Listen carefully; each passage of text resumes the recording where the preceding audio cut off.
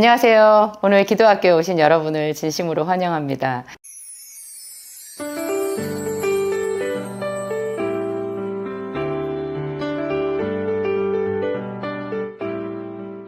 오늘도 제가 설레는 마음으로 여러분 앞에 나왔는데요. 제가 오늘 준비한 말씀은 제 책 진약사 기도학교 요 책 안에 있는 내용 중에서 14강부터 16강에 있는 치유기도예요. 제가 이 책에서는 무려 3강에 걸쳐서 말씀을 드리고 있는데요. 제 옛날 그 기도학교 강의 중에서 이 부분을 찾아서 한번 보셔도 좋을 것 같고요. 오늘은 또 새로운 기분으로 제가 이야기를 한번 여러분들과 풀어보도록 하겠습니다. 예수님께서 이 세상에 오셔서 3년간의 공생애를 거치면서 하셨던 그 착한 일, 예수께서 행하셨던 착한 일 중에 상당 부분이 병든 자를 고치는 거였어요. 장애 있는 자를 온전한 자로 바꿔주시는 그런 일도 많이 하셨고요. 그러면 우리 생각에는 이 신유 은사가 모든 사람한테 필요하고, 그리고 이런 은사가 나타나기만 하면 병원으로 달려가고 싶은 그런 생각 들잖아요. 그런데 또 성경을 자세히 보면 하나님께서 병든 자를 치료하시는 것보다 더 중요하게 생각한 것이 따로 있다라는 그런 느낌이 많이 들거든요. 예를 들면 나아만 장군 같은 그런 문둥병자, 그 사람은 엘리사 시대 때 사람이었는데요. 예수님께서 엘리사 시대 때 이스라엘에 많은 문둥병자가 있었지만 엘리사가 그 중에 한 사람에게도 보내심을 받지 않고 오직 수리아 사람 나아만 장군 뿐이었느니라, 그런 말씀을 하셨어요. 엘리사 같이 그렇게 대단한 능력을 가진 그 사람은 신유 은사 정도가 아니라 능력 행함의 은사가 있었던, 신유보다 훨씬 더 강력한 능력으로 뭔가를 행하는 그런 은사가 있었던 사람이잖아요. 그런데 그 사람에게 이스라엘에 있는 많은 문둥병자들 중에서 아무도 고침을 받은 적이 없다는 거예요. 좀 이상하죠. 오직 수리아 사람 나아만 장군 뿐이었느니라, 이렇게 말해요. 하나님께서는 너무나 사랑이 많으셔서 모든 병든 자를 다 고쳐주시고자 하는 그런 마음이 있으시지만, 하나님께서 정말로 더 눈여겨보시는 것, 더 중심으로 보시는 것이 사람의 구원이라는 것을 알 수 있어요. 어떤 사람에게 하나님을 믿는 믿음이 있느냐, 그래서 그 사람의 영혼이 구원받느냐, 이것이 훨씬 더 하나님의 중요 관심사라는 거죠. 왜냐하면 예를 들어서 우리가 죽은 사람인데 어떤 사람을 살렸어요. 그 성경에 보면 중요한 게 나사로가 다시 살았던 이야기 나오잖아요.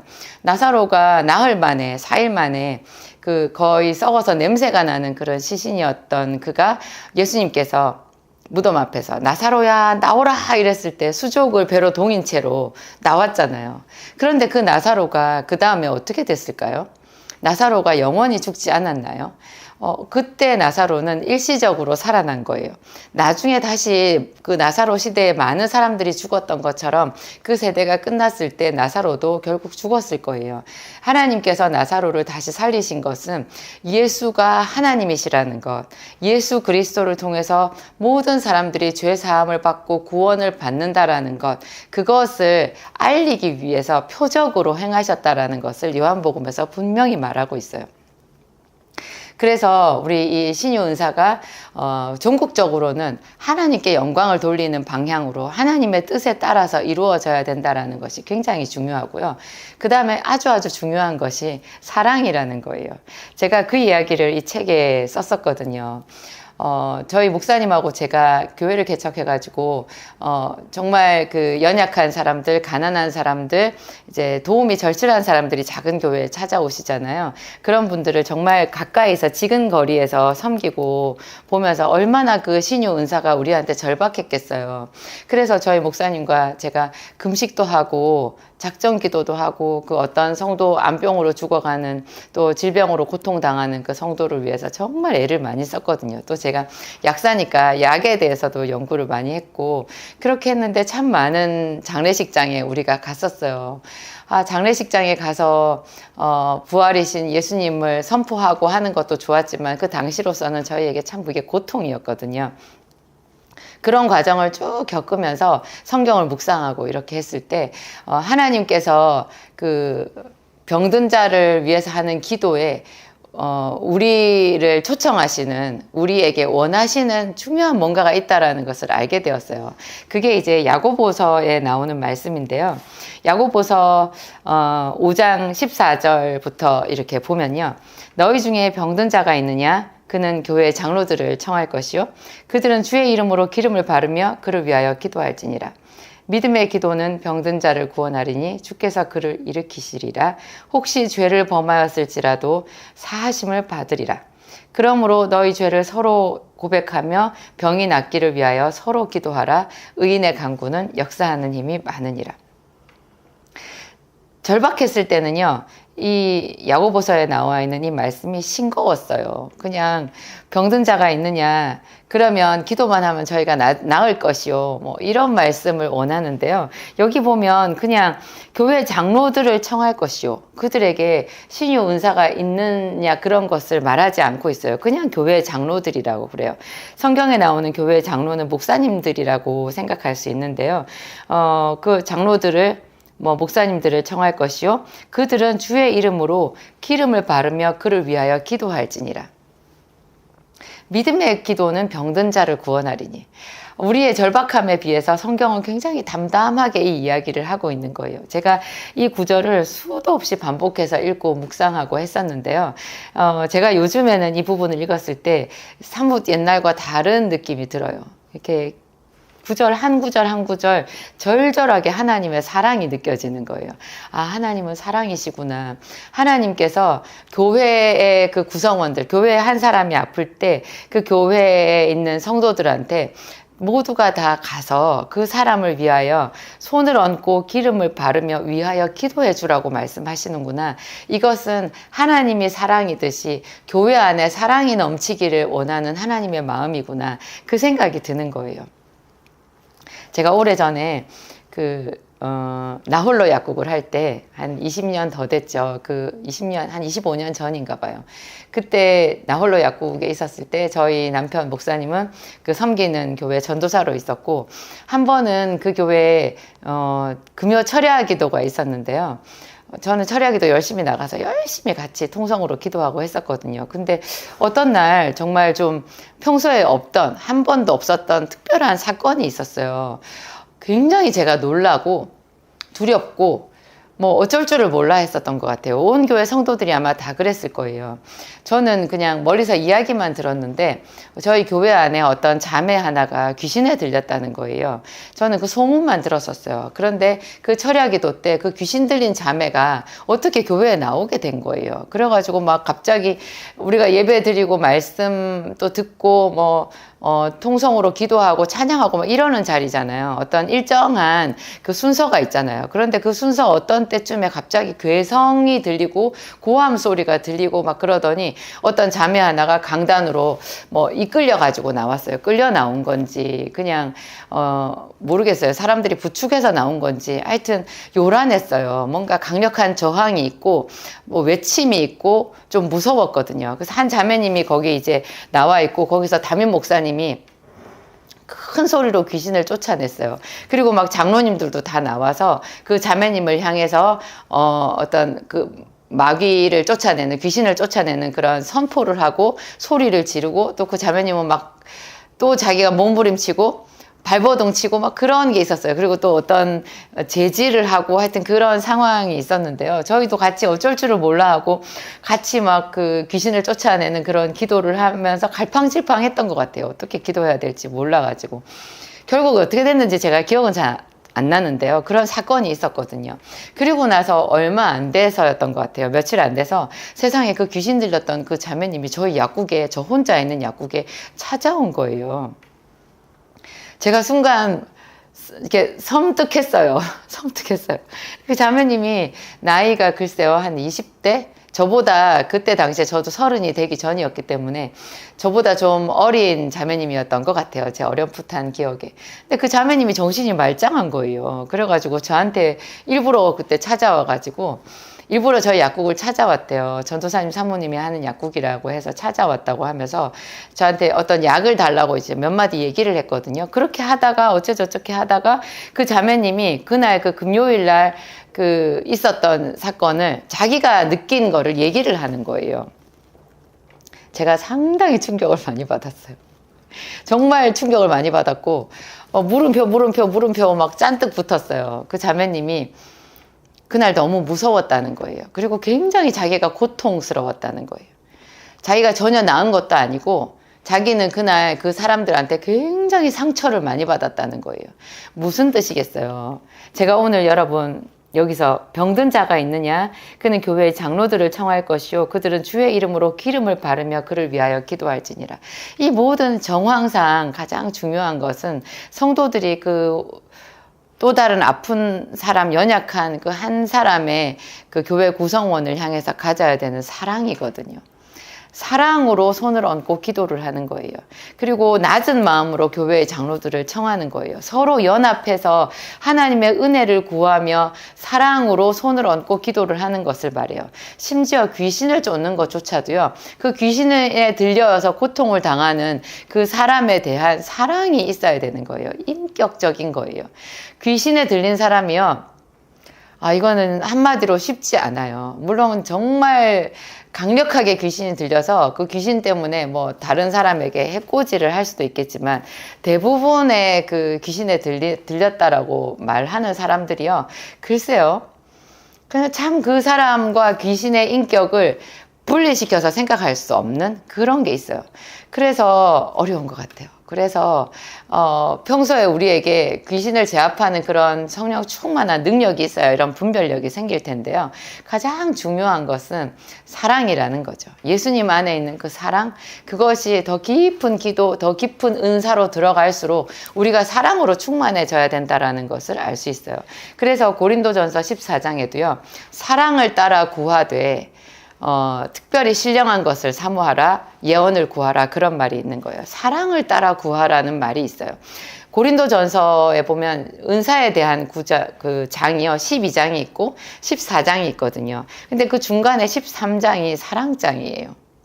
12장에서 하나님의 갖가지 은사를 이야기하고 또 14장에서 그 은사에 대하여 다시 풀어서 설명하는데 그 중간에 껴있는 13장에서 사랑을 말하는 거예요. 사랑이 없으면 내가 아무것도 아니라고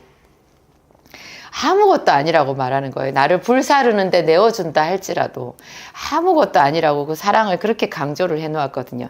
이 신유 은사의 저변에도요. 정말 철저하게 사랑이에요. 왜 많은 사람들이 자기 가족 중에 또 혹은 심지어 자기 몸의 아픈 부분에 있어서도 선뜻 손을 올리고 기도를 못하냐. 우리 마음속에 일단 두려움이 앞서는 거죠. 내가 기도해가지고 아무 역사도 일어나지 않을 것 같은 그런 막막한 두려움, 특히 다른 사람의 몸에 손을 얹는다라는 것은 상당히 용기가 필요하거든요. 대부분 우리가 손을 얹어서 기도해도요, 아무 일도 안 생겨요. 일단 보기에. 그럼에도 불구하고 병든 자에게 손을 얹으라고 말씀하셨거든요. 손을 얹으라. 우리는 손을 얹을 용기가 없기 때문에 이렇게 말하는 거예요. 제가 자매님 위해서, 제가 형제님 위해서, 집사님 위해서 기도할게요. 이렇게 말하는 거예요. 그 자리에서 기도를 못해요. 그래가지고 돌아가서 뭐 혼자 개인 기도 시간에 그분을 위해서 얼마나 기도할 수 있겠어요? 기도할게요 라는 말처럼 참 그게 보장하지 못할 약속도 없는 것 같아요. 우리가 대부분 그렇게 집중적으로 시간을 정해놓고 기도를 하는 그런 사람들도 드문데다가 그 기도 시간도 내 기도하느라고 바쁘거든요. 그래서 다른 사람을 위해서 정말 집중해서 사랑으로 기도를 한다라는 그런 약속은 참 함부로 하기 어려운 약속인 것 같아요. 그 자리에서 즉석에서 그냥 손을 얹고 진심을 다해서 기도하는 그 마음이 중요하다는 거죠. 병든 자가 있느냐? 저는 교회 장로들을 청할 것이요. 자기가 자기 몸을 위해서 기도할 수도 있겠지만 교회 장로들, 교회 목사님을 청해서도 기도를 받으라는 거예요. 같이 기도하라는 거예요. 서로 연합하라는 거예요. 내가 만약에 아프다 이럴 때 나에게 어떤 사람이 손을 얹고 아픈 부위에 손을 얹고 기도를 해준다라고 하면 참 고마운 마음이 들지 않겠어요? 그 사람이 기도를 해서 내가 나을 거다라는 생각, 저 사람이 기도해봐야 난 낫지 않을 거야, 이런 생각이 먼저 들어서 기도를 받고 싶지 않을까요? 그렇지 않고 정말 아픈 부위에 손을 얹고 기도를 해주겠다라고 하면 대부분의 경우에는 그 기도를 아마 받고 싶을 거예요. 그 결과에 상관없이. 그런데 하나님은 진리의 성령님은 그런 성도들 간의 교제와 연합을 눈여겨보신다라는 거예요. 그래서 서로 기도해주고 기름을 바르고 또 혹시 죄를 범한 것이 있다면 회개하고 이렇게 했을 때 성령께서 옆에서 측은하게 지켜보시다가 정말로 그 사람을 죄도 고쳐주시고 치료해주시고 그렇다라는 거죠. 하나님은 우리가 병들었을 때요, 우리에게 주시는 중요한 메시지가 있는데요. 너는 네 몸에 병든 것만 생각하느냐? 네 영혼이 병든 것은 생각하지 아니하느냐? 네 영혼을 위해서 너에게 영원한 생명을 약속한 내가 너에게 준비한 그런 신령한 선물을 먼저 생각해 보렴.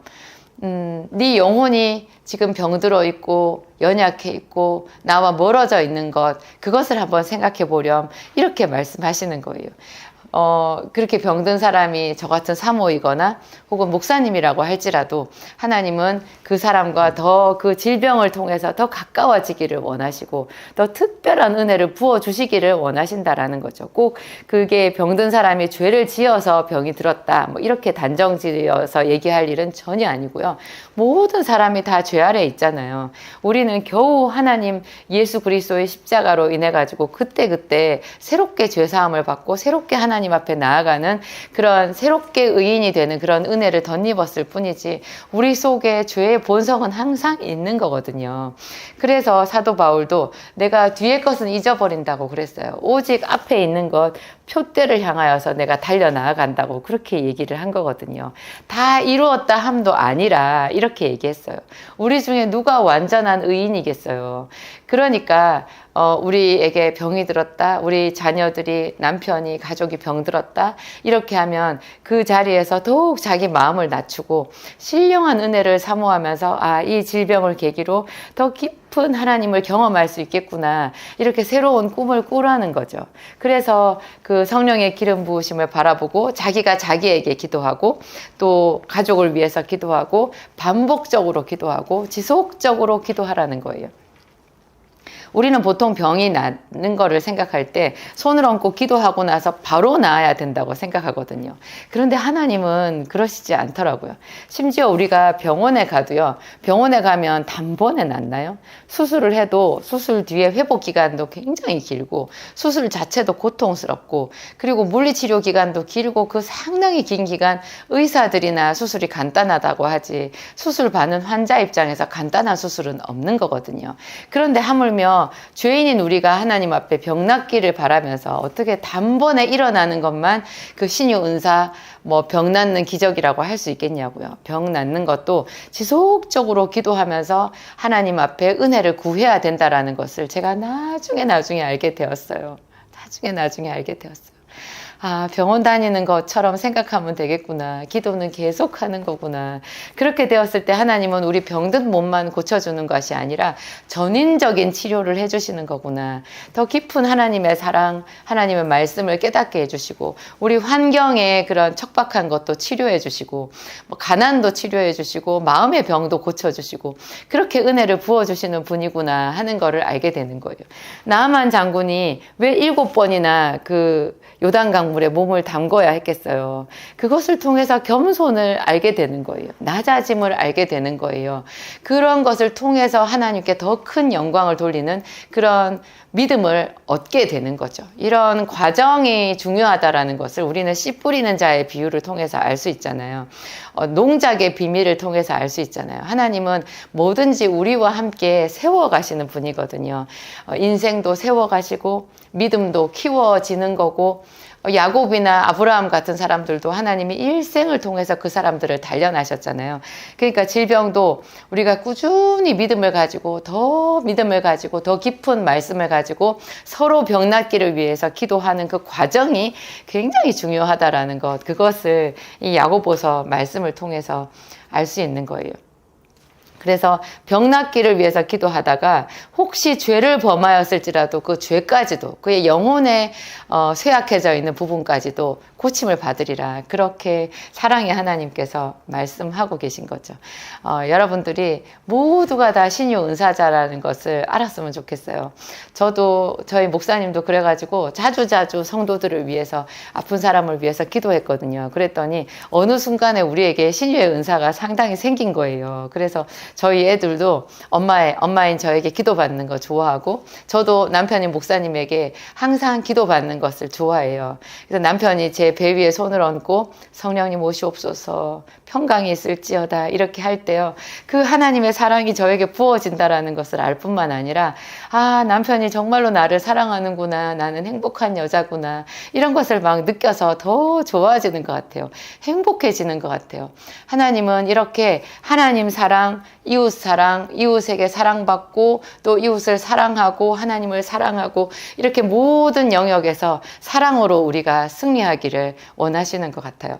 제가 예전에 어떤 그 목사님 김요석 목사님이라는 그 아주 정말 믿기지 않는 능력을 가진 신기한 목사님 간증을 들은 적이 있었는데요. 그 목사님이 그 티벳에 가서 그 절에 가가지고 티벳은 절이 많잖아요. 절에 가가지고 숙식을 하면서 절에 있는 스님들한테 전도한 이야기가 있었거든요. 근데 그 절에 어떤 귀신 들린 청년이 소리를 지르고 막 이렇게 난동을 부리는 사람이 있었어요. 그런데 그 자기가 뭐 배설을 하잖아요. 변을 막 손으로 집어가지고 던지고 할 정도로 그렇게 아무도 못 말리는 그런 옷도 다 벗어버리고 하는 그런 청년이었는데요. 그 티벳의 승려들이 그 청년을 이 김효석 목사님이랑 같은 방에 넣어줬다는 거예요. 둘이 영이 통하는 것 같다고 같이 있으라고. 세상에 그게 말이 되는 일인가 싶은데 또 이 목사님은 굉장히 영성이 깊은 분이다 보니까 뭐든지 그렇게 부드러우시더라고요. 근데 그 청년이랑 같이 있었대요. 같이 살았대요. 그랬는데 그냥 이 청년에게서 귀신이 떠나간 거예요.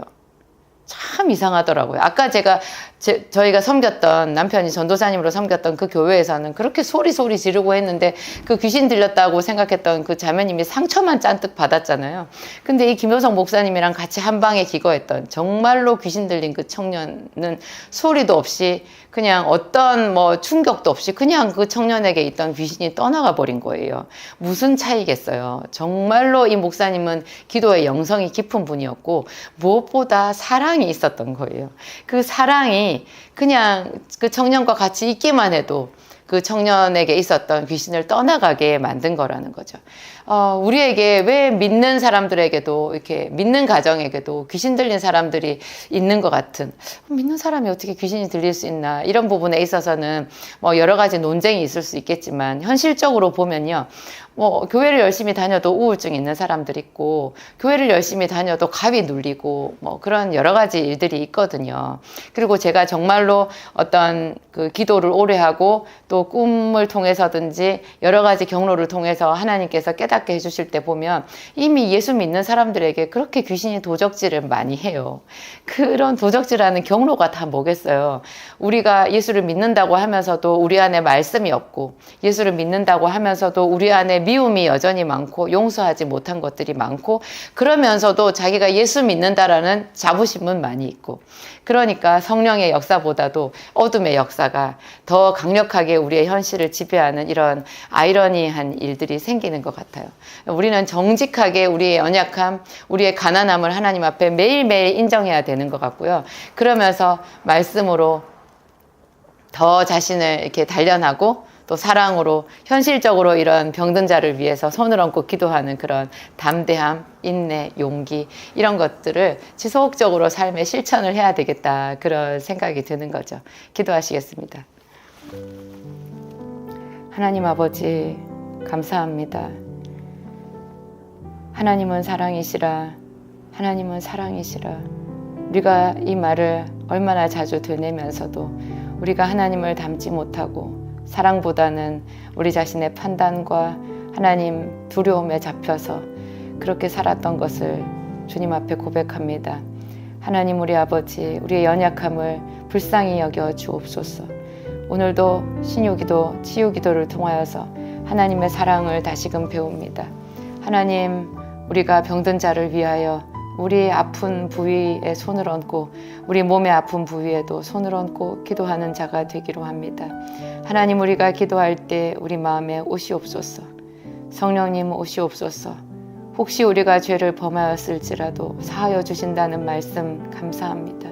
우리의 죄를 사하소서. 알지 못하는 사이에 우리가 입술로 범죄하고 마음으로 범죄하고 생각으로 범죄한 모든 것에 예수님의 보혈을 덮습니다. 하나님, 우리 영혼을 치료하여 주옵소서. 우리의 입술을 치료하여 주옵소서. 병든 자에게 하나님, 우리가 손을 얹고 기도하라고 말씀하신 것을 감사합니다.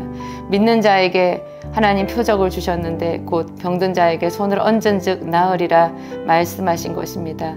하나님, 우리에게 이와 같은 은사를 이미 주셨음을 우리가 믿습니다.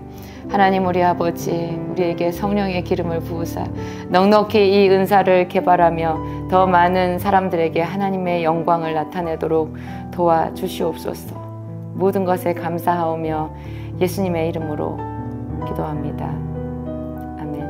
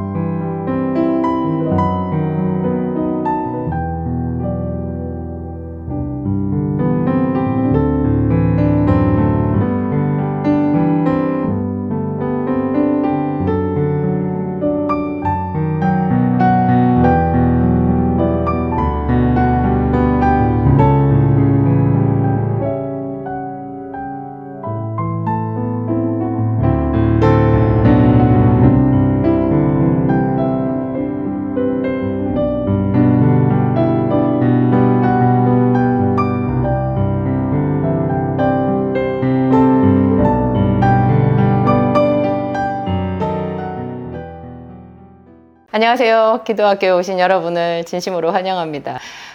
오늘 저는 마태복음 1장 11절 12절에 나와 있는 그 단 두 구절을 가지고 하나님께서 절망 속에 있는 그 사람들에게, 그 약속의 백성들에게 어떻게 묵묵히 일하시는지 그 숨겨진 이야기를 드리고 싶어요. 제가 이것을 발견했을 때 너무나 은혜가 되었고 감사했거든요. 일방적으로 하나님의 은혜가 있구나. 그리고 제가 오래전에 성경을 이렇게 처음 통독을 했을 때 구약 성경을 쭉 다 읽고 난 다음에 신약 성경 딱 마태복음 1장 다윗과 아브라함의 자손 예수 그리스도의 세계라, 여기 첫 구절을 읽었을 때 눈물이 팡 쏟아지더라고요. 구약 성경에 우리가 모르는 부분도 많잖아요. 근데 그런 부분도 알든지 모르든지 하여튼 계속해서 이렇게 묵묵히 읽어 나갔거든요. 근데 다 읽고 나서 신약 성경 마태복음에 들어가서 다윗과 아브라함의 자손 예수 그리스도의 세계라, 이 한 구절을 읽었을 때 이 한 구절 속에요, 그러니까 구약에 나와 있는 39권의 모든 이야기가 꿰뚫어지는 거예요. 다윗과 아브라함의 자손 예수 그리스도의 세계라. 아브라함이 구약의 믿음의 조상이잖아요. 그리고 다윗은 다윗 왕국, 그 하나님의 나라의 통치자를 예표하는 사람이잖아요. 그리스도를 예표하는 사람이거든요. 그 사람의 자손 예수 그리스도의 세계라. 그러니까 마태복음에는 이제 비로소 오신 예수 그리스도에 대한 이야기가 시작되는데요. 그 앞에 나와 있는 39권의 구약 성경이 정말 일목요연하게 그리스도를 향해서 이렇게 쭉 나열이 되어 있는 건 거예요. 그 수많은 몇천 년의 시간 동안, 그러니까 아브라함 때부터 예수 그리스도까지 2000년이거든요. 이 2000년의 시간 동안 얼마나 많은 사람들이 자식을 낳고 그 믿음의 사람들이 이렇게 했었는데요. 그 속에서 하나님께서 묵묵하게, 정말 묵묵하게 뚜벅뚜벅 당신의 구원의 역사를 써가셨다라는 것이 느껴지더라고요. 그 순간순간에는 암흑기도 있었고, 참 이렇게 이스라엘이 번영한 때도 있었지만, 또 하나님을 버리고 또 하나님을 떠나서 그렇게 큰 고난을 당하고 사로잡혀가고 뭐 그런 이야기들이 있잖아요. 그런데도 불구하고 하나님께서는 면면히 한 번도 쉬지 않고 예수 그리스도를 통한 그 구원을 이루어 가시기 위해서 당신의 일을 해오셨다라는 그런 장엄한 느낌이 딱 드는 거예요. 이 부분에. 다윗과 아브라함의 자손 예수 그리스도의 세계라. 그러면서 아브라함은 이삭을 낳고 이렇게 족보가 들어가잖아요. 그 중에서 이제 구약 성경에 대한 이해가 깊지 않으면 놓치는 부분들이 되게 많이 있는데, 그 중에 하나가 11절, 12절인 것 같아요.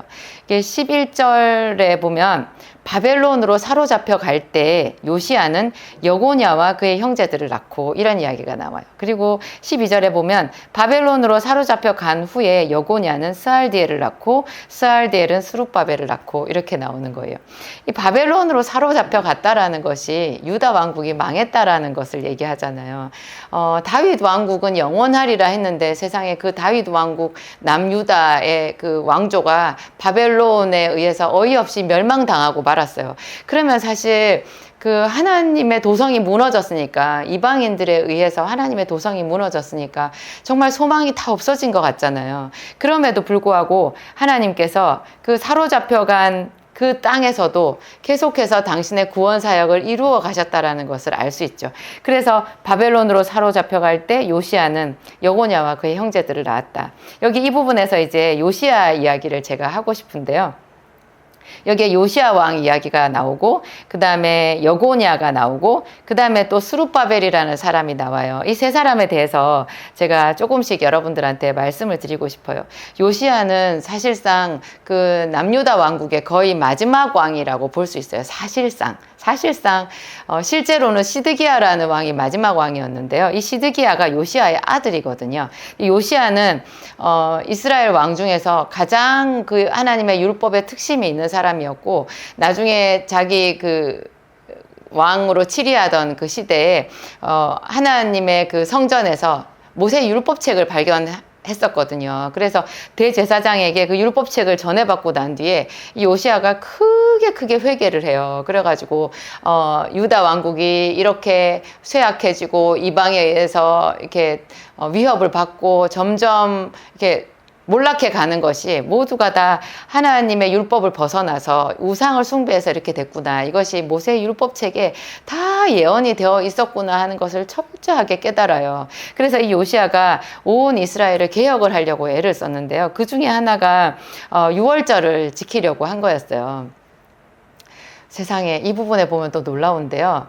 그 이스라엘 역사가 시작된 이후에 요시아 때처럼 이렇게 완전하게 유월절을 지킨 때가 한 번도 없었대요. 저는 그 부분이 또 그렇게 충격적이더라고요. 아니, 다윗도 있었고 솔로몬도 있었잖아요. 그런데 이 유월절을 제대로 알고 지킨 왕이 없었다는 거예요. 딱 한 번 히스기야 왕이 유월절을 지킨 이야기가 나오거든요. 히스기야 왕은 요시야 왕의 거의 할아버지 정도 되는데요. 그게 이제 그때 히스기야 왕도 제대로 자기를 성결하게 하지 않고 유월절을 지켜가지고 부정을 탄 사람들을 위해서 중보 기도를 하는 장면이 나와요. 히스기야가. 그러니까 언급결에 급하게 유월절을 지켰다, 그런 이야기 언급이 있거든요. 그런데 이 요시야가 정말 제대로 모세 율법책을 자세히 보고 유월절을 제대로 지켰더라. 그렇지만 이런 모든 것이 하나님께 연락되고 하나님이 요시야를 기뻐하셨음에도 불구하고 하나님께서 친히 말씀하셨어요. 요시야 일은 열심에도 불구하고 예루살렘을 향한 하나님의 진노는 꺼지지 아니하리라. 요시야 위에 왕이 그러니까 히스기야 왕의 아들인 므낫세라는 왕이 있었는데, 그 므낫세가 무려 50년을 예루살렘을 치리했거든요. 남유다를 치리하면서 그 므낫세가 엄청나게 많은 악을 행했대요. 그 악은 지울 수가 없대요. 너무나 깊대요. 그래가지고 그 이후에 다른 왕들이 있었는데 그 왕들도 거의 므낫세랑 비슷한 수준의 왕이었고, 그래서 요시야가 아무리 열심을 내도 이미 하나님의 진노에서는 이제 벗어날 수 없다라는 거예요. 참 슬프더라고요. 그럼에도 불구하고 하나님이 요시야는 편안하게 자기 조상의 묘실에 들어가리라. 그 말씀 그대로 요시야 왕은 나중에 그 무깃도라고 하는 곳에서 애굽 왕 바로 느고가 쳐들어와가지고 거기서 전쟁을 치르다가 장렬히 전사하고 말아요. 참 안타까운 부분이더라고요. 제가 그 부분을 읽으면 마치 우리나라가 예전에 일제시대에 패망했던 이야기나 뭐 그 전에 고려시대 말의 이야기나 그런 것처럼 참 제가 마음이 아팠어요. 요시야 왕이 죽고 난 뒤에 이제 요시야 왕의 아들인 여호아하스라는 왕이 그 다음 왕이 되었는데요. 이때부터 그냥 완전히 그러니까 유다가 더 많이 이렇게 주저앉아 버린 거예요. 일단 애굽 왕 바로와의 전쟁에서 요시야가 전사를 해버린 거기 때문에 이때 잠깐 그 바로의 손아귀에 유다가 넘어가요. 그래서 바로 왕이 여호아하스를 싫어해가지고요, 왕을 바꿔버려요. 그래서 그 요시야의 또 다른 아들인 엘리야김, 나중에 여호야김이라고 하는데요, 요 아들이 잠깐 동안 또 왕이 돼요. 그런데 요 왕도 얼마 왕을 하지 못하고 그때는 또 바벨론에서 아마 쳐들어왔을 거예요. 그래가지고 바벨론 느부갓네살이 여호야김을 폐위시켜버리고 여호야긴이라고 하는 여호야김의 아들을 왕을 이렇게 세워요. 그런데 또 이 여호야긴이 얼마 안 있어갖고 이 여호야긴이 왕이 되었을 때가 18세라고 나오더라고요. 18살에 딱 석 달을 치리해요. 그런데 또 바벨론 느부갓네살 왕을 배신해가지고 석 달 만에 폐위되고 말아요. 사로잡혀 가거든요, 여호야긴이. 그리고 그 느부갓네살 왕이 요시야의 또 다른 아들인 시드기야라고 하는 그 아들을 왕으로 세우는데, 이 시드기야가 유다의 마지막 왕이 되거든요. 그러니까 요시야라고 하는 그 왕이 그러니까 유다의 사실상 마지막 왕이라는 말이 맞는 거예요. 이 요시야가 신앙 개혁을 하다가 애굽 왕 바로 느고와의 전쟁에서 전사하고, 그리고 난 뒤에 자기의 두 아들이 차례로 왕이 되었다가 또 손자가 왕이 되었는데, 여호야긴이 왕이 되었는데, 그 여호야긴은 느부갓네살 왕에게 사로잡혀 가버리고 또 다른 또 요시야의 또 다른 아들, 세 번째 아들인 시드기야가 왕이 되었는데, 이 시드기야가 이제 이스라엘의 마지막 왕으로서 정말 느부갓네살 왕에게 처참하게 패해서 죽임을 당한 그런 왕이 되었죠. 근데 제가 열왕기 하를 읽다가요, 이 열왕기 상이 있고 열왕기 하가 있잖아요. 이 열왕기 하의 이제 마지막 부분에 보면 정말 유다의 안타까운 그 말로가 생생하게 나와 있어요. 유다가 어떤 식으로 망해가는지 그런 이야기가 있는데, 그거를 계속 읽다 보면 참 마음이 답답하고 슬프고 너무 안타깝거든요. 마지막에 이제 유다가 시드기야 왕 때까지 와서 다 망하고 난 뒤에 느부갓네살 왕이 철저하게 유다를 다 짓밟고 예루살렘을 함락시키고 난 뒤에 거기에 이제 자기가 세운 총독을 그달리아라고 하는 총독을 세워놓거든요. 그달리아라고 하는 총독이 있었을 때만 해도 하나님께서 이 그달리아를 통해 가지고 유다에 남아있는 백성들을 보호해 주시겠다고 그렇게 약속을 해 주셨었어요. 예레미야를 통해서, 예레미야 선지자가 있잖아요. 유다가 망할 때 마지막으로 눈물의 선지자 예레미야가 있었는데, 그 예레미야서에 보면 하나님께서 이 남아있는 백성들에게 평안을 주신다고 얘기하셨거든요. 그런데 이 유다에 남아있는 그 백성들 중에서 특히 이제 좀 지도자급 되는 사람들이 너무너무 두려웠던 거예요. 그래가지고 예레미야가 그렇게 말려도 이곳에 남아있어라, 예루살렘에 남아있어라, 너희가 안전하리라, 하나님께서 너희를 보호하리라 이렇게 말했는데도 자기들이 마음대로 그달리아라고 하는 총독을 죽여버려요. 그리고 애굽으로 도망을 가요.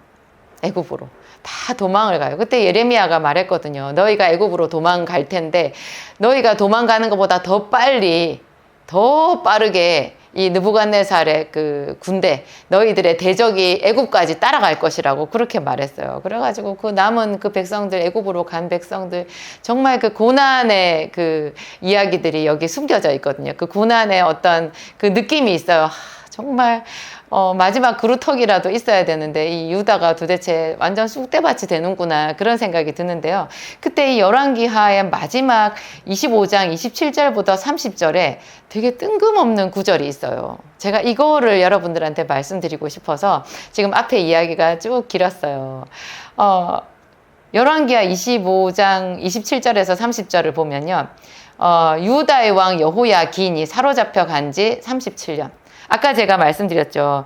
그 요시아의 아들 중에서 여호아하스가 있고 그 다음에 엘리야김, 그러니까 여호야김이라는 왕이 차례대로 그 아들이 왕이 됐는데 이 여호야김의 아들이 여호야긴이에요. 그러니까 어떻게 보면 요시아를 기준으로 보면 여호야긴은 요시아의 아들이 아니라 요시아의 손자거든요. 그런데 마태복음에서는 요시아가 여고냐와 그의 형제들을 낳았다 이렇게 나와요. 근데 이 여고냐가 사실은 여호야긴을 말하는 거예요. 이 족보에서는요, 마태복음 족보에서는요, 아들이라고 말할 때 반드시 아들이 아니라 손자도 아들이라고 표현을 해놓은 구절들이 있거든요. 이 부분이 딱 그래요. 요시아의 아들이라고 나와 있지만 이 여고냐는 사실 요시아의 손자였고요. 이 여고냐가 이제 바벨론으로 사로잡혀 갔잖아요. 이 여고냐와 지금 여호야긴이 같은 사람이거든요. 이 여호야긴이 이제 석 달 동안, 18세에 석 달 동안 유다를 다스리다가, 예루살렘을 다스리다가 이제 느부갓네살 왕의 눈밖에 나서 사로잡혀 간 거예요. 그 사로잡혀 간 지 37년이 지났대요. 이 열왕기하에 갑자기 이 이야기가 나오는 거예요. 한참 요 앞에는 잡혀간 그 이야기는 이제 매듭을 짓고 그 다음에 왕이 된 시드기야 이야기가 나오거든요. 시드기야가 마지막까지 그 예레미야의 권고를 듣지 않고, 하나님의 사람 예레미야의 권고를 듣지 않고 끝까지 망하는 길로 가서 그냥 망했더라 하고 끝이에요. 그랬는데 갑자기 이 열왕기하의 마지막 요 부분에서 아까 앞에서 말했던 사로잡혀간 유다의 왕 여호야긴이 갑자기 나오는 거예요. 유다의 왕 여호야긴이 사로잡혀간 지 37년이 지났대요. 그때 바벨론의 왕이 에빌 무로닥이라는 왕이 있었는데요. 그 왕이 즉위하자마자 그해 원년 12월에 그달 27일, 정확하게 말했죠. 12월 27일, 거의 그해 끝자락 아니에요. 그때 갑자기 어떤 감동이 들었나 봐요. 이 유다의 왕 여호야긴을 옥에서 풀어줬대요. 풀어준 것뿐만 아니라 그의 머리를 들게 했대요. 명예를 회복시켜줬다는 거예요. 그리고 그에게 좋게 말하고 그의 지위를 바벨론에 그와 함께 있는 모든 왕의 지위보다 높이고, 바벨론은 얼마나 큰 나라라서 그게 조각조각 여러 개의 또 이렇게 소국으로 나뉘어져 있었거든요. 그런 왕들 위의 왕이 바벨론 왕이잖아요. 그 다른 그 수많은 작은 왕들, 그런 지위에서는 이 유다의 왕 여호야긴을 그들보다 조금 더 높여줬다는 거예요. 그래서 죄수의 의복을 벗게 하고 그의 일평생에 항상 왕의 앞에서 양식을 먹게 하고 그가 쓸 것을 다 공급해 줬더라, 이런 구절로 열왕기하가 딱 끝이 나는 거예요. 분명히 예루살렘이 망하고 다윗 왕국이 망한 이야기인데 갑자기 유다 왕 여호야긴의 복권 이야기가 나오는 거예요. 복권. 이제 모든 그 잃어버린 그 사람의 권위와 권세와 명예가 회복되었다라는 얘기잖아요. 이 이야기를 하고 딱 끝이 나는데 이게 뭔가 강렬한 복선의 느낌이 들잖아요. 여러분 복선 아시죠?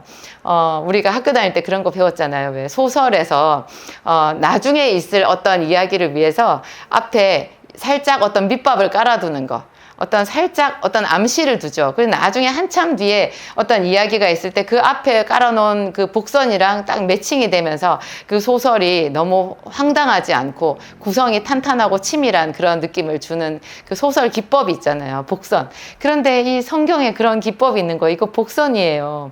이 여호야긴 왕이 사실 유다는 이미 망했어요. 자기 예루살렘으로 돌아가서 다시 왕으로 치리를 한 것도 아니에요.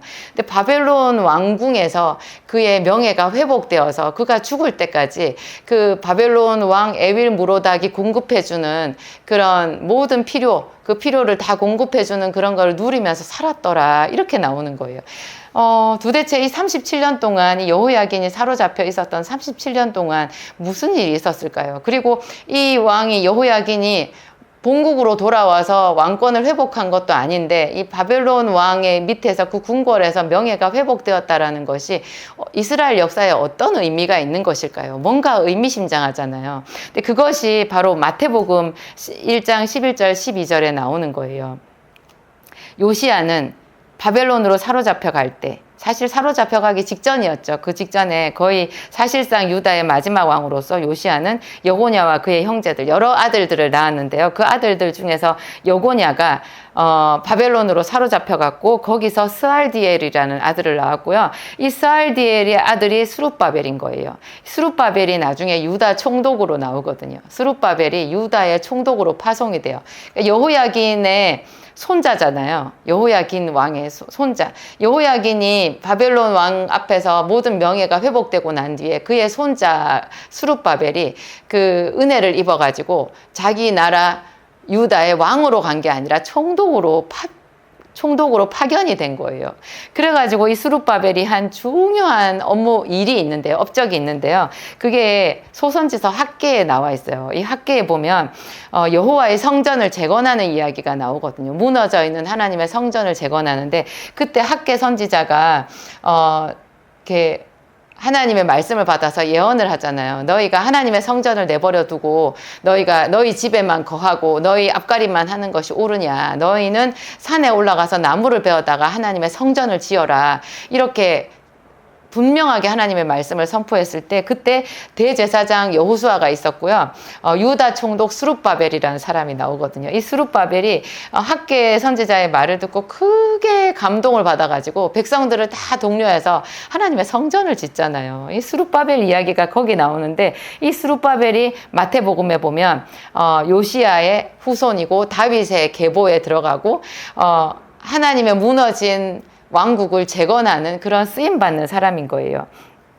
그리고 또 스가랴서에 보면요. 스가랴서 4장 6절 7절에 보면 아주 유명한 우리가 잘 아는 구절이 나와요. 여호와께서 스룹바벨에게 이르시되, 여기 스룹바벨 나오죠. 스룹바벨에게 하신 말씀, 이는 힘으로 되지 아니하고 능으로 되지 아니하고 오직 나의 신으로 되느니라. 큰 산아 네가 무엇이냐? 네가 스룹바벨 앞에서 평지가 되리라. 유다 총독으로 파송이 되었지만 사실 스룹바벨이 해야 되는 그런 일은 그냥 나라가 다 망해버렸기 때문에 그 유다의 총독으로 자기가 파송이 된 것 뿐이기 때문에 참 실권이 없었을 거예요. 그런데 자기가 하나님의 사람으로서 하나님의 성전을 재건하고 그곳에서 하나님의 율법의 말씀으로 백성들을 가르치고 하나님의 나라를 다시 세우는 그런 일을 할 때는 이 스룹바벨이 굉장히 막막하고 힘에 부쳤을 거거든요. 그때 스가랴 선지자를 통해서 하나님이 스룹바벨에게 하신 말씀이 큰 산아 네가 무엇이냐? 네가 스룹바벨 앞에서 평지가 되리라. 스룹바벨이여 힘을 내라. 나 여호와가 너와 함께 하느니라. 그런 말씀인 거예요. 제가 이 마태복음 1장 11절 12절에서 느낀 거예요. 하나님은 그냥 겉으로 보기에는 유다 왕국이 다 망했어도 그 왕도 사로잡혀가고 철저하게 예루살렘 성이나 그 성전이나 다 이방인들에게 짓밟히고 그렇게 유린을 당했어도 하나님의 역사는 계속해서 이어진다라는 거. 세상에 그 석 달 동안 예루살렘을 치리하면서 악을 행했더라 말했던 그 여호야긴을 하나님께서 37년 동안 그 바벨론의 감옥에서 단련시키신 거잖아요. 마치 모세가 광야에서 40년 동안 미디안 광야에서 하나님 앞에 버려진 것 같았지만 하나님께서 40년 동안 모세를 기르셨고 나중에 가시나무 덤불 속에서 그 불꽃 가운데서 모세를 만나 주셨잖아요. 그러면서 모세야 내가 선 곳은 거룩한 땅이니 너는 내 발에 신을 벗으라. 그러면서 내가 너를 내 백성에게 보낸다. 그렇게 모세를 세우시잖아요.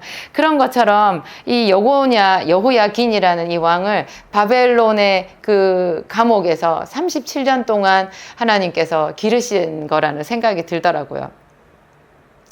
저희 아버지가 제 개인적인 제 역사를 봤을 때 저희 아버지가 믿지 않는 분으로 정말 가장 비참하게 인생을 마감하셨거든요. 저는 20살에 그 아버지 병상 옆에 있었고 그렇게 처참하게 돌아가시는 아버지를 보면서 정말 인생의 밑바닥을 다 경험한 것 같았어요. 20살 제가 차라리 아주 더 어렸더라면 아무것도 모르지 않았을까. 그런데 20살은 이제 지성으로는 다 커서 성인인데 능력은 하나도 없어서 아무것도 해줄 수가 없는 거예요. 돌아가시는 아버지 앞에 아버지께 담요 한 장 사서 덮어줄 능력이 없었어요. 그런데 그 아버지가 돌아가시고 난 뒤에 수많은 세월이 지난 다음에 제가 그 아버지 돌아가셨을 때 나이보다 더 약간 넘겼을 때 제가 이렇게 제 나름대로 크게 성공을 한 사람이 되었거든요. 저는 하나님을 믿는 사람이 되었고 남편과 함께 교회를 세우는 사람이 되었고 복음을 전하는 사람이 되었고 그리고 또 제 약사라는 그 직업을 충분히 살려서 그것으로 많은 사람들에게 또 좋은 약으로 유익을 끼치는 그런 제 나름대로 굉장히 보람 있는 일을 하고 있는 거예요. 그랬을 때 제가 제 그런 운명과 이 여고냐의 이야기가 이렇게 매칭이 되더라고요. 연결이 되더라고요. 하나님이 여고냐에게 역사하신 것처럼 여고냐는 그렇지만 다윗의 자손이잖아요. 저는 다윗의 자손? 글쎄요. 제가 이제 우리가 다 예수를 믿고 이렇게 하면 영적으로 다윗의 자손, 아브라함의 자손이지만 그냥 제가 봤을 때는 저는 그냥 차라리 성경에 나오는 무녀이시 음녀의 자식 뭐 그런 볼품없는 가문의 자손이라는 생각이 더 많이 들었었거든요. 그런데 그런 저조차도 하나님께서 이렇게 불쌍히 여기시고 봐주셨다는 생각이 들었어요. 제가 아버지의 죽음 이후에 정말 하나님을 찾았고 하나님 살아계시면 저를 만나주세요. 천지를 지으신 하나님 당신이 계신 것 같은데 계시다면 저를 만나주세요. 그러면서 제가 성경을 읽기 시작했었거든요. 그리고 우리 집에 이런 일이 생겼지만 천지를 지으신 하나님께는 이유가 있을 것이다.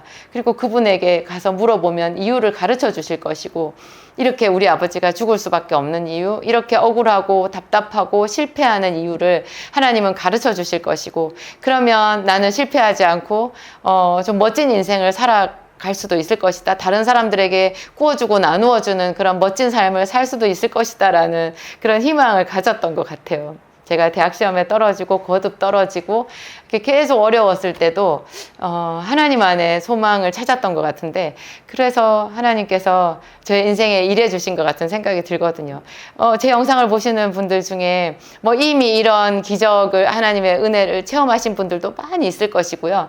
혹시 지금 가장 어두운 터널을 통과하고 있는 분이라고 한다면 정말 이 여고냐와 그의 형제들 가운데 함께 하셨던 하나님, 그래서 이 계보에서 남들이 보면은 다 망한 왕국에 끝장나버린 볼품없는 그런 패망한 왕가지만 이 줄기에서 예수 그리스도께서 오셨잖아요.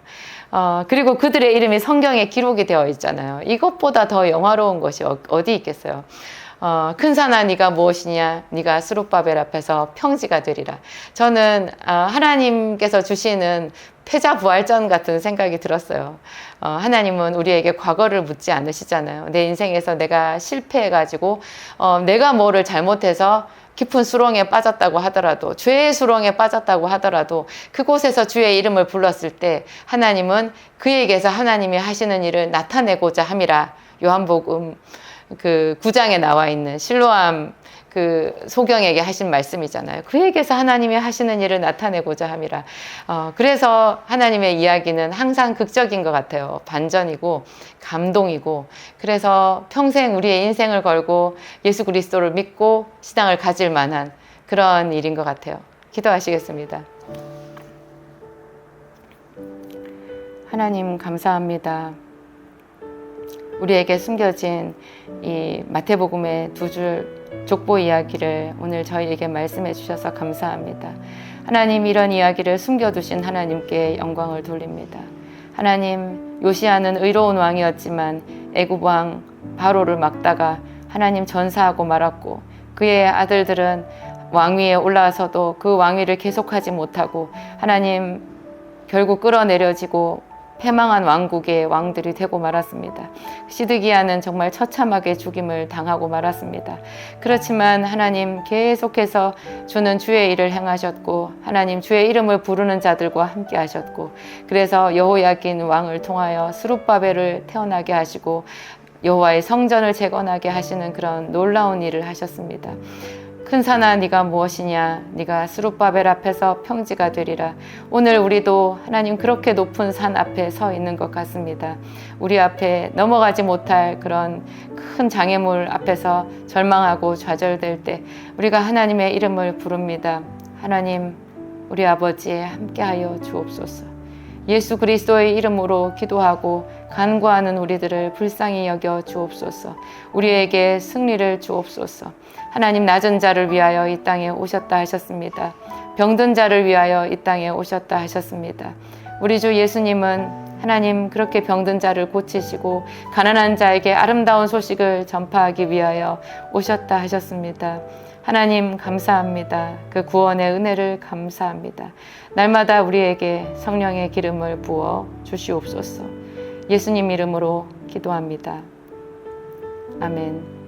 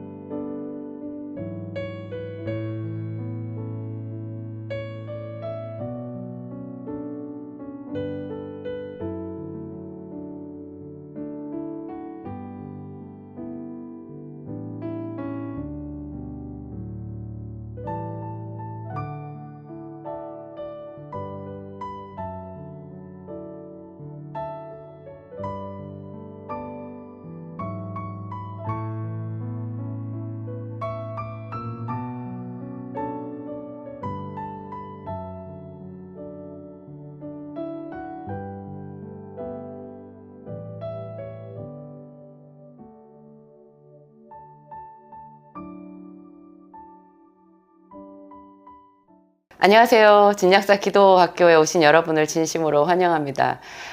여러분, 믿음의 기도가 역사하는 힘이 많다는 소리는 많이 들었죠. 믿음의 기도가 어떤 기도를 말하는 것일까요? 저도 제가 중학교 다닐 때 성당에서 신앙생활을 했었거든요. 제가 중학교 다닌 학교가 부산에서 데레사 여중이라고 카톨릭 미션 스쿨이었어요. 그 학교 안에 성당이 있었거든요. 그때 저는 하나님을 몰랐었고 학교 안에서 이제 그 성당이 좋아 보여가지고 거기서 세례를 받고 신앙생활이라고 시작을 했었어요. 그때 이제 신부님이 집도하는 그 미사 참여를 많이 했었는데요. 어떤 날인가 그 나이 많이 드신 신부님이 그 강론, 거기는 설교라고 안 하고 강론이라고 했었는데요. 그 강론 시간 내내 저희를 꾸짖으시는 거예요. 제가 듣기에는 그렇게 들렸어요. 우리더러 믿음이 없대요. 믿음이 없대요. 계속 저희더러 믿음이 없다고 그러시는 거예요. 그래서 무슨 얘기를 하고 무슨 얘기를 하면서 또 끝에는 믿음이 없다. 우리가 믿음이 없다. 그러면서 그 말씀 처음부터 끝까지 계속 그 얘기를 하셔가지고 제가 그게 끝날 때쯤에는 제 마음에 화가 이만큼 났었어요. 성질이 나더라고요. 아니 저 신부님은 믿음이 뭔지나 가르쳐주고 믿음이 없다고 그래야지. 나는 그 믿음이 뭔지를 모르겠는데 왜 우리더러 믿음이 없다고 그러는 거야. 그 믿음이라는 거 내가 한번 가져보고 싶네. 그런 생각 어린 마음에 제가 여중생이었거든요. 여자 중학생. 그 어린 소녀를 한번 생각해 보세요. 그 아이가 그렇게 속에 분이 났었어요. 무슨 그 믿음이라는 게 도대체 뭐길래 믿으면 되지. 그런데 왜 우리더러 이렇게 저렇게 해도 어떻게 해도 우리더러 믿음이 없다고 결론을 내고 그 말씀이 끝나냐고요. 그래서 제가 아주 화가 많이 났었는데 그것이 또 저한테 하나님이 주신 그런 어떤 선한 말씀이 된 것 같아요. 오랜 시간 동안 그 말씀이 제 안에서 그 믿음이라는 것이 도대체 무엇인지 알기만 하면 내가 그 믿음을 갖고 싶다. 믿으면 되지. 그런 생각을 제가 품고 있었던 것 같아요. 아주 오랫동안. 제가 나중에 대학생이 되고 이제 성경을 읽기 시작하고 그러면서 이제 또 예수님을 알게 되고 성령 세례를 받고 이제 교회에서 신앙생활을 하면서 그때 그 믿음이라고 믿음이 없다라고 얘기하셨던 그 말씀을 제가 이제 정말 제대로 더 묵상하고 살을 붙여가지고 저의 것으로 만들 수 있었던 것. 그 믿음에 대해서 내가 항상 연구하고 생각하고 내 안에 있는 믿음을 키워가는 그런 좋은 밑작업이 됐던 것 같아요. 그때 그 신부님이 저희더러 믿음이 없다라고 말씀하신 게 여러분 생각에는 그 믿음이 어떤 것 같아요? 일단 믿음의 기도라고 하면요. 제가 아주 현실적인 차원에서 말씀을 드릴게요. 제가 목사님도 아니고 여러분들한테 그 믿음이 뭔지 그런 거를 한마디로 딱 얘기할 수 있겠어요. 얘기를 하면 되겠지만 그런 거는 다른 목사님들 설교에서 이미 많이 들으셨을 거고요. 저는 여러분들한테 가장 제가 그 믿음이 무엇인지에 대해서 고민하고 그 믿음의 기도가 어떤 것이 믿음의 기도인지 생각하면서 정말로 저는 그런 하나님의 기적이 필요했거든요. 갈급했거든요. 목마른 자가 우물을 파잖아요. 그래서 제가 그런 현실적인 차원에서 내게는 정말 하나님의 역사가 있어야 됐기 때문에 그런 차원에서 제가 찾았던 그 믿음이라는 것에 대한 이야기를 여러분들한테 해드릴게요. 일단 여러분 믿음의 기도라고 하면요. 계속하는 기도를 말해요.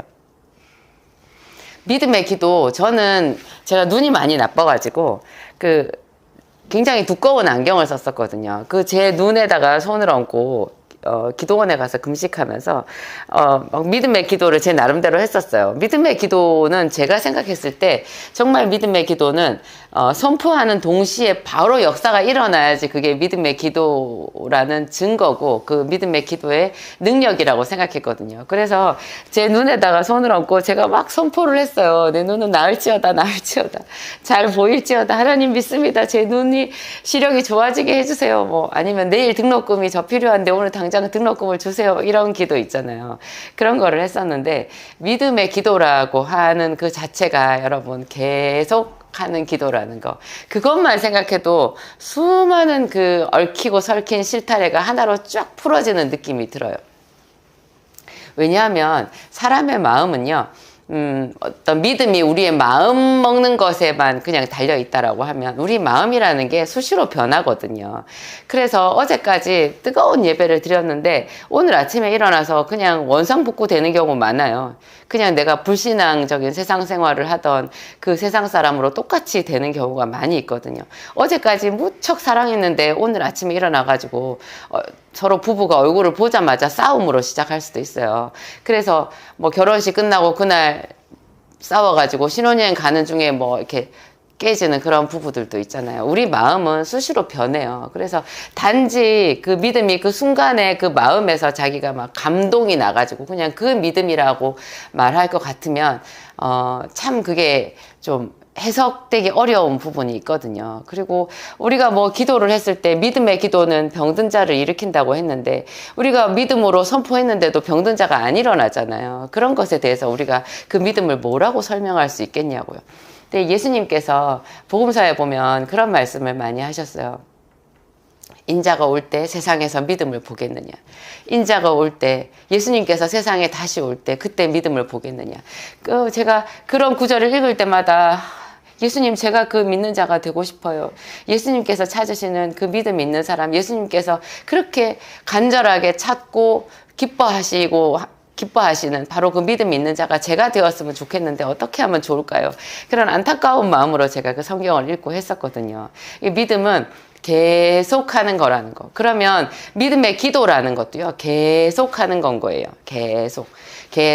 그래서 기도를 어떤 사람이 작정 기도를 해가지고, 작정 기도라는 거는 기간을 정하고 뭐 20일이면 20일, 한 달이면 한 달, 뭐 6개월이면 1년이면 뭐 이렇게 자기가 기간을 정해가지고 계속 시간을 정해놓고 같은 제목으로 하나님 앞에 이렇게 집중해서 기도하는 거, 그런 거를 작정 기도라고 하잖아요. 작정 예배라는 것도 있어요. 옛날에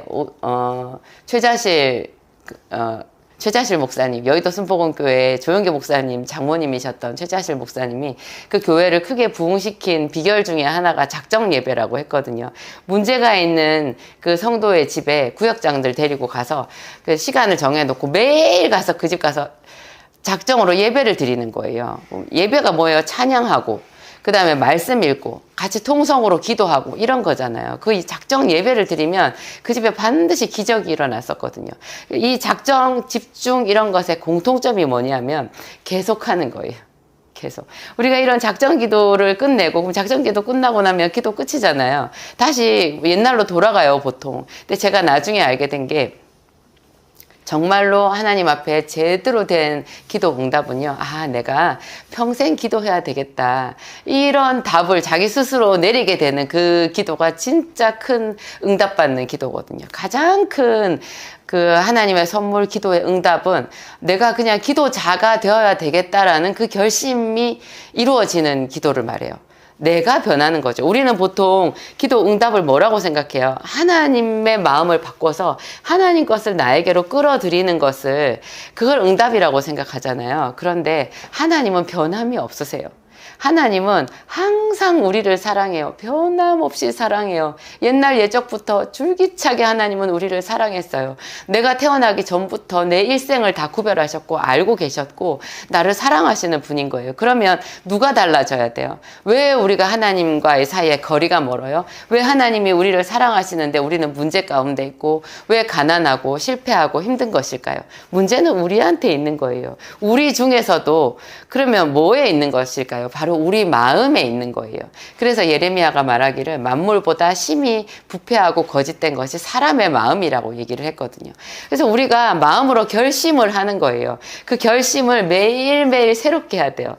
우리 전통적으로 우리 속담에도 있잖아요. 작심 3일이라고. 작심 3일도 아니에요. 작심 3분인가? 작심 3시간인가? 정말 작심 얼마 안 가거든요.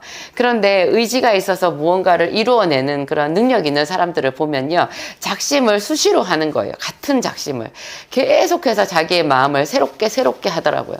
그러면 기도하는 것, 믿음의 기도라는 것도요, 이 기도의 마음을 정하는 것을 수없이 반복하는 것을 말해요.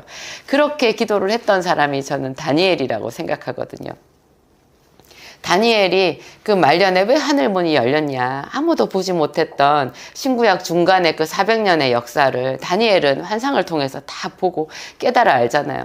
그 다니엘서에 기록되어 있는 그 말씀을 통해서 우리도 알아요. 신구약 중간에 400년 침묵기가 결코 침묵기가 아니었음을, 다니엘을 통해서 400년 동안 있을 그 온 세계의 역사까지도 믿음의 백성들이 어떤 고난의 길을 걷게 될 건지조차도 그 다니엘을 통해서 이미 다 말씀을 주셨거든요. 이 다니엘이 어떻게 그렇게 하늘의 문을 열고 그렇게 축복을 받았냐. 바벨론의 포로로 끌려갔는데 바벨론이 망하고, 그 다음에 메대 바사 제국이 들어왔는데 거기서도 계속해서 왕들이 바뀌고, 왕이 바뀌면 그 바뀌기 전에 왕에게 총애받던 그 사람이 신하가 그 다음 뭐 아들이 왕이 되었다고 해도 이렇게 제거되는 경우가 많잖아요. 그런데 다니엘은 뭐 왕이 바뀌는 것뿐만 아니라 왕조가 바뀌어도 계속해서 형통한 삶을 살았어요. 그것이야말로 하늘이 열린 그런 축복의 삶을 살았다라는 뜻인데요. 그 비결이 뭐였냐? 이 사람은 그냥 하나님께 마음을 정한 거였어요. 이 세상의 어떤 시류에도 흔들리지 않고 하나님께 마음을 정해서 계속해서 하나님께 기도를 한 거예요. 기도를 계속한 거죠. 찬양을 계속한 거죠. 감사를 계속한 거예요. 예배도 계속하는 거예요. 어떤 사람이 그렇게 말을 하는 거예요. 이렇게 말하는 사람 자주 있어요. 뭐 예배 주일마다 있는 예배잖아. 수요일날 예배, 뭐 주일날 예배 드리는데 수요 예배도 드려야 돼. 이번 주 예배 못 드리면 어때? 다음 주 예배 있는데. 뭐 일부 예배 일찍 드리고 뭐 오후에 내 볼일 볼 수도 있지. 이렇게 얘기하는 거예요. 그런데 이 예배는 하나님과의 언약이거든요. 예배가 그 하나님께서 출애굽기에 보면 나오잖아요. 이스라엘 백성들을 그 바로 왕 애굽의 포로에서 이끌어내가지고 시내산에 가서 예배를 하기 위해서 그 엄청난 재앙을 애굽에 퍼부으시잖아요. 그 40년 동안이나 그 모세라고 하는 사람을, 모세를 미디안 광야에서 훈련을 시키시고, 또 그 전에 그 미디안 광야 전에 40년은 모세가 어떻게 있었어요? 바로의 궁에 공주의 아들로 있었어요. 모세는 태어날 때부터 정말 우여곡절이 많았던, 그런 사연이 많았던, 고난이 많았던 사람이었잖아요. 도저히 태어나자마자 살 수 없고 죽을 수밖에 없는 그런 운명이었는데, 하나님께서 계속해서 그 모세를 지목하여 보시고 모세의 삶과 함께 해주시고, 그래가지고 바로의 왕궁에서 40년, 나중에 미디안 광야에서 버려지는 삶을 40년, 이렇게 도합 80년을 훈련을 시킨 그런 지도자로 만들었어요. 이런 지도자를 애굽에 보내가지고 그 완악한 바로 왕을 대적해서 10가지의 재앙을 차례대로 내린 다음에 마지막 그 바로 왕궁에서 바로의 장자까지도 죽었잖아요. 이스라엘 백성들 빼고 애굽에 있는 그 모든 사람들, 6월절 어린 양의 피를 적용하지 않았던 그 사람들의 집에는 짐승까지도, 그 사람들도 전부 장자는 다 죽었잖아요. 그게 얼마나 큰 고통이었겠어요.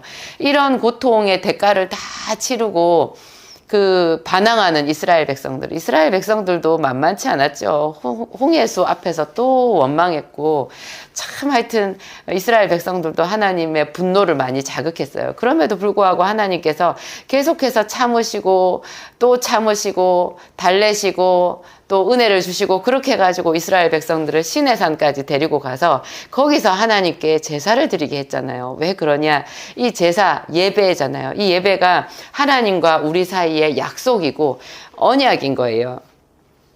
너는 내 백성을 불러 모으라. 저는 나와 제사로 언약한 자니라. 시편 50편에 보면 그런 구절이 있는데요. 이 제사 예배가 하나님과 우리와의 언약이고요. 그 언약은 뭐냐면, 우리가 범죄했지만 하나님께서 우리의 죄를 다 사하시고 우리를 자녀 삼아주시고 우리의 하나님이 되어주시겠다라고 하는 그 언약인 거예요. 그래서 예배는 신실하게 하나님 앞에 드려야 되고, 뭐 주일마다 드려서 같은 예배가 아닌 거예요. 그 예배는 전능하신 하나님 앞에 겸손함으로 나아와서 드리는 예배인 거예요. 보이는 것 없고 잡히는 것 없고 하나님이 안 계신 것 같아도 그 예배는 성실함으로 정성을 다해서 계속해야 되는 것이고요. 이런 것이 믿음이라는 거죠. 기도도 예배와 마찬가지인 거예요. 기도와 예배는 둘 다가 하나님 앞에 나아가는, 정말 하나님이 만들어 놓으신 새롭고 산 길이거든요. 이 예배에는 하나님 앞에 드리는 제물이 있어야 되는데, 그 제물로 우리를 대신하여서 죽으신 분이 예수 그리스도잖아요. 예수께서 화목 제물, 우리와 하나님 사이에 죄가 있어서 도저히 하나님께로 갈 수도 없고 하나님의 그 은혜를 맛볼 수도 없고 우리는 죽을 수밖에 없는 인생인데, 그런 하나님 앞에 완전하게 그 죄의 저주를 다 풀어버린 그런 자기 자신을 완전한 제물로 드린 그 제사가 바로 예수 그리스도의 십자가잖아요. 그 십자가, 그 제물, 그것을 믿고 그 앞에서 우리도 우리 자신을 하나님 앞에 제물로 드리는 거예요. 그것이 바로 믿음의 제사, 믿음의 기도인데요. 이런 믿음의 제사, 믿음의 기도의 그 가장 핵심은 계속하는 거라는 거예요. 지난주에 예배 드렸다고 이번 주에 예배 빠지고, 지난주에 예배 드렸지만 이번 주에는 아침에 일찍 예배 드리고 오후에 내 볼일 다 보고, 이런 것은 신실하지 못한 믿음이 없는 예배라는 거죠. 우리가 직장에 가서 이렇게 한 달 동안 계속 일하면 한 달 뒤에 월급을 받잖아요. 또 요즘에는 처음에 들어갔을 때 그 한 달 일한 것을 한 달 딱 채웠을 때 한 달치 급여를 다 주는 게 아니고 그 얼마를 보증금처럼 조금 깔아 놓잖아요. 제가 직원들 많이 고용을 해보니까 그렇더라고요. 그런 게 있어야 되더라고요. 근데 월급은 후불로 받지만 들어가서 한 달 동안 그 월급을 받기를 바라고 열심히 일하잖아요. 그것이 그 믿음이거든요. 그 직장에 대한 믿음, 직장 상사와 직장의 그 고용주에 대한 믿음이잖아요. 우리가 하나님 앞에 예배를 드리는 것도 마찬가지인 거예요. 어떤 직원이 하루 이틀 나오고 말아버렸어요. 일을 안 해요. 더 이상 출근을 안 해요. 무단 결근을 해요. 누가 그런 사람을 정직원으로 계속해서 그 계약이 유효하다고 생각하겠어요? 지 기분 나쁘면 안 나와요. 근무를 하다가 중간에 조퇴해버려요. 이렇게 하는 사람이 어떻게 그 직장에, 특히 그게 신의 직장 같이 아주 좋은 직장이라면 더더군다나 그렇죠. 그곳에 그 고용 관계가 계속 유지될 수 있겠어요. 하나님과 우리와의 관계는 이런 육신에 보이는 뭐 고용 계약이나 이런 것보다 훨씬 더 진한 예수 그리스도의 피가 보증이 된 그런 관계잖아요. 예수님께서 우리가 아직 죄인 되었을 때 우리를 위해서 죽으셨기 때문에 이 예배가 우리한테 허락이 된 거거든요. 사마리아 여자한테, 수가성 우물가에서 만난 사마리아 여자한테 예수님께서 이렇게 말씀하셨잖아요. 그 사마리아 여자가 먼저 물었죠.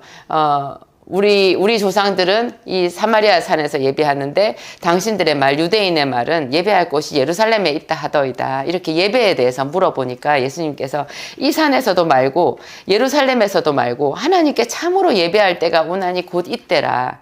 하나님은 영이시니 예배하는 자가 영과 진리로 예배할지니라. 뭐 이런 얘기를 하셨어요. 왜 이때라고 하셨겠어요? 예수님 자기가 이 세상에 오셨거든요. 예수님 자신이 이 세상에 오셔서 이제 십자가를 지시고 완전한 화목제물이 되실 건 거예요. 그러니까 이제 정말로 하나님께 예배할 새롭고 산 길이 열려 있다는 거죠. 예루살렘 산이나 사마리아 산이 중요한 게 아니라 예수 그리스도 내 이름으로 하나님 앞에 신령과 진정으로 예배를 드려라. 그런 말인 거예요. 그런데 그런 예배도 드렸다가 말았다가 하는 게 아니라 계속 드리는 거라는 거. 제가 처음에 신앙생활을 시작했을 때요. 그 일정하게 예배한다는 거, 일정하게 기도한다라는 것이 굉장히 힘든 일이었어요. 왜냐하면 삶의 변수가 너무 많더라고요. 그래서 저는 이제 믿음의 1세대고 또 굉장히 가난하고 좀 이렇게 그 마음이 이렇게 훈련되지 못한 그런 거친 가정이잖아요. 저희 엄마 아버지, 제가 살았던 그 어렸을 때 가정 환경이 굉장히 불안하고 가난하고 하여튼 예측할 수 없는 그런 뭐 수시로 잘 싸우고 이랬으니까 엄마 아버지도 다투시고 삶이 그냥 불안 그 자체고 척박했었거든요. 그러니까 저도 그런 환경에서 자라가지고 제 마음에도 변수가 너무 많은 거예요. 그래가지고 주일마다 그 같은 시간대에 교회 가가지고 하루 종일 그것도 오후까지 예배를 드린다라는 것은 정말 큰 결심을 해야 되는 그런 일이었어요. 그 결심이라는 게 계속 이어진다라는 그 뜻이 바로 믿음이라는 거예요. 그리고 이 믿음이라는 것은요, 철저하게 하나님의 말씀을 아는 지식에 기초를 둬야 돼요. 어떤 사람이 하나님을 믿는다, 하나님께 자신을 드린다, 그래서 자기는 사명자다 이렇게 하면서 신학교도 가시고 나중에 목사로 일도 하고 이렇게 하시면서요, 세상에 성경을 모르시는 거예요. 사모님들 중에서도 제가 이런 얘기 드려도 되나? 제가 너무너무 안타까웠어요. 예전에 요즘에도 하죠. 성경이 보이네 하는, 성경이 읽어지네, 뭐 그런, 이렇게 교육 프로그램 가지고 이렇게 선한 일 하시는 그런 사모님 한 분 계시죠. 그분을 통해서 정말 많은 사람들한테 성경이 열리는 그런 기적이 일어났을 거예요. 저는 그분이 참 훌륭한 사역을 하신다고 생각하고 좋은 일이라고 생각하는데요. 제가 그 사역과는 별개로 제가 깜짝 놀라는 일이 있었어요. 제가 그 목사님 사모님들을 이렇게 배웠는데요. 그 목사님 사모님들이 성경이 읽어지네. 성경이 보이네, 읽어지네. 그걸 그렇게 좋아하면서 이렇게 하여튼 그 강의가 그렇게 도움이 됐다라고 그렇게 얘기를 하시는 거예요. 그래서 제가 그 말 자체가 너무 충격이었어요. 아니, 사모님이시잖아요. 그리고 목회를 하신 지 벌써 10년, 20년이 넘으신 분이잖아요. 그리고 많은 사람들 앞에 선생님이시잖아요. 그런 분이 이제 성경이 읽어지면 어떡해요? 이제도 안 읽어지면 더 큰일이겠지만 그때까지 뭐 하신 건데요? 그래서 여러분, 믿음이라는 것은요, 말씀이 없이는 믿음이 성립이 안 돼요. 예수 그리스도를 알아야 돼요. 초신자는 초신자로서의 지식이 있어야 되는데 매일매일 우리가 더 배워야 되잖아요. 여러분, 이렇게 자녀들을 기르실 텐데 자녀들이 학교를 갔다 안 갔다 시험도 안 보고 공부도 안 하고 그러면 그 자녀에 대해서 여러분 마음이 편하세요?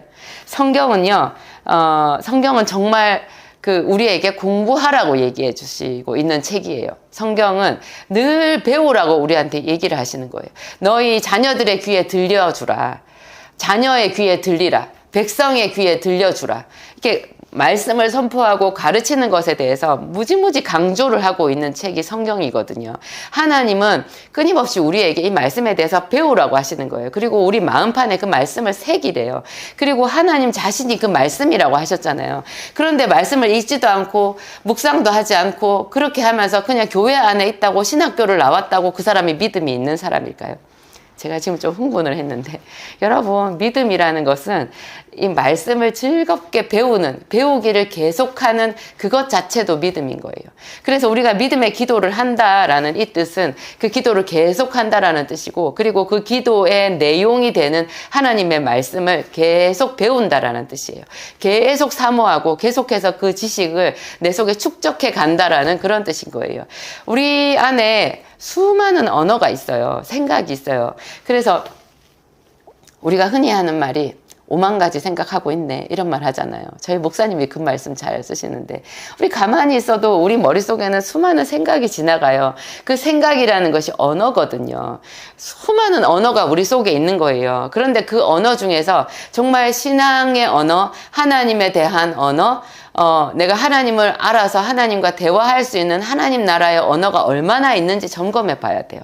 그 하나님 나라의 언어가 혹시 있더라도 저 제일 밑바닥에 무의식 중에 가라앉혀져 있고 그 위에 펄펄 살아있는, 내 머릿속에 언제나 오락가락하는 그 5만 가지 생각 속에 들어있는 언어는 전부 세상적인 것이다 생각해 보세요. 그러면 어떻게 그 사람이 믿음의 사람이 될 수가 있겠어요?